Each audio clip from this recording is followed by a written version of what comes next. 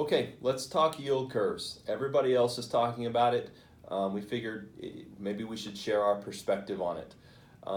What is a yield curve? Well, it's the spread. It's the difference between the 2-year Treasury and the 10-year Treasury. And when the 10-year Treasury is less than the 2-year Treasury, it's considered an inverted yield curve. Therefore, the news right now is that an economic recession is imminent because this yield curve inverted. It's considered an accurate predictor of an economic recession. And while that's not necessarily untrue, I think it's a little bit misleading, as a lot of media can tend to be. So when you have an inverted yield curve, the next question is, well, how long on average from the inversion did it take for the S&P 500 or the Dow or some index to peak before it started falling? Because remember, the economy, economic recession, the economy, those are in the market, they're two different things. The economy is US's gross domestic product, and that's how it's measured. Economic recession is when you have 2 consecutive quarters of negative GDP. The economy's shrinking. The stock market isn't the economy. Now, it isn't somewhat of an indicator of economic health, but they are 2 separate things. So let's think of it this way. Yield curve is now inverted. On average, how long did it take for the S&P 500, if we go back to 1978, when we've had 5 instances of yield curve inversions, if you go back then, on average, it takes about 13 months for the market to finally peak, which means, is the word imminent appropriate when they talk about this indicator in economic recession? Maybe not. Is the word, does it mean that an economic recession is going to happen? It's going to. Let's just be real here. We're 10 years into an expansionary bull market, expansionary economy. It will turn, and that's just normal. Right now, with where things are, the word imminent seems a little bit misleading.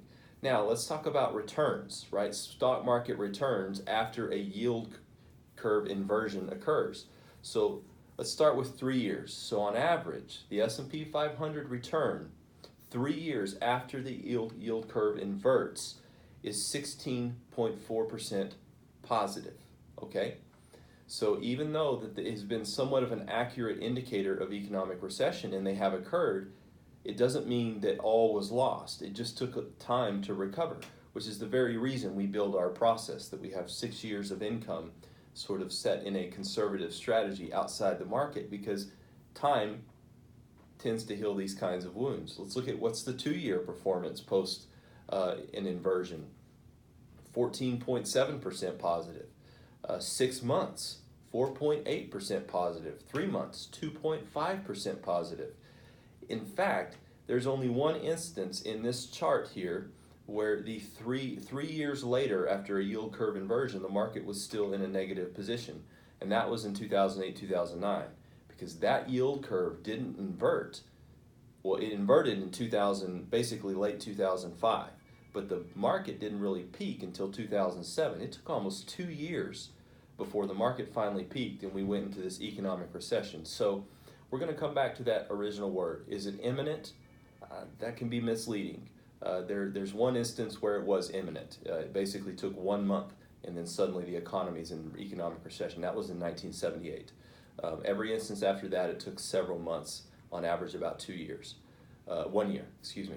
So hope that provides a little bit of perspective to it. We're here. If you've got questions, give us a call. And I would encourage you, if you've got friends, family that are colleagues, whoever that are concerned, they're worried, share this with them.